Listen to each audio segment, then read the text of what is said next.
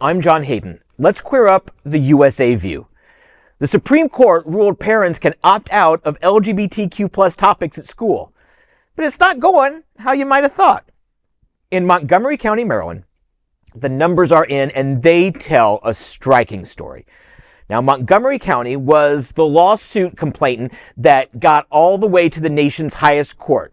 The Supreme Court ruled that families can opt out of lessons conflicting with their religious beliefs, including instruction about LGBTQ plus people. So far, only 43 families have said bye-bye. That's less than 0.03% of the district's 160,000 students. Far-right activists hailed the decision in June as a win for parental rights. But the response in Maryland's largest district shows how little appetite parents may actually have to exclude their children from LGBTQ plus education. Now, in addition to lessons, some of the books and curriculum that were objected to include Uncle Bobby's Wedding, Intersectional Allies, We Make Room for All, and Planting the Rainbow, Places of LGBTQ plus History in Maryland. Those opting out have their children moved or assigned alternate work, a burden the district says wastes resources to accommodate the religious beliefs of a tiny minority. Local residents saw the numbers as validation and say they underscore a broader truth. And that truth is that when families are free to choose, most are going to choose acceptance.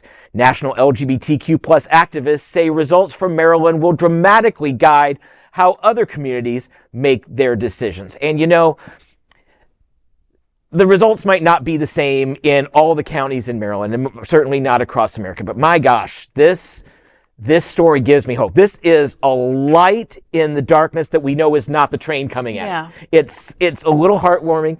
And it says maybe we're not as hateful as all the Republicans would have us think that they would have us think so. 40 families out of 160,000, right? That probably were like, hey, maybe I don't understand it, but you know what? I'm okay with it, right? Like, you know, these teaching curriculums teach kids about compassion, teaches them about things that they're not usually, that they don't usually see, right, in their bubble, right? They're constantly telling us, the right is constantly telling us that we're all going to hell and that, we're trying to indoctrinate children and that we're grooming children and all this horrible stuff that is just absolutely not true, So it does give me a glimmer of hope, but the reality is that the right wants stupid kids, okay? Like, you know what I mean? Like, they want your kids to be dumb. They don't want your kids to be well-rounded. They want your kids to just know 1 + 1 = 2, and that's it.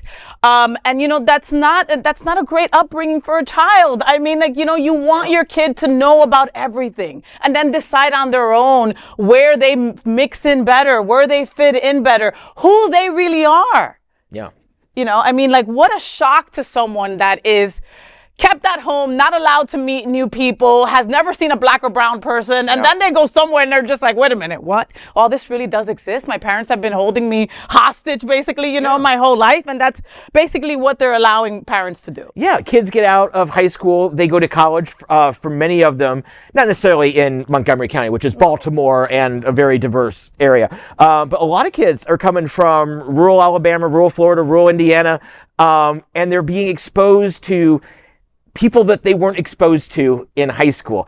And knowledge is power. And the right knows that. Yeah. And if they can take away knowledge, then they can take away power. And we won't see the results of that now. It'll be 20 years from now, 15, 20, 25 years from now, when people don't have critical thinking skills, when they don't know the questions to ask. That's when we'll see the real repercussions of this denial of truth. 100%. And it's beginning now. We can see it. Yeah. I have a millennial stepdaughter that if she doesn't use an app to let her know where she parked the car, it's the end of the world. You know what I mean? Like, she will not know or be able to find this per se car. Okay? And that's critical thinking. This is just because we really do. That kind of resembles me, Faye. Are you now using your phone app to fucking see where you park your car? Like, I won't be able to find it in the parking lot outside after the show. There's 4 cars outside, and he's the only one that has a yellow one. And yet he'll still, there'll still be an issue for him to find his car. But we will make sure that he does, all right? And that was no tea or no shade to my millennials out there. I love you, and I think it's great that you use your phone for everything, right? So, folks, there is no other queer nonprofit media platform like this in the entire world. Support our LGBTQ stories by sharing them and subscribing to Queer News Tonight.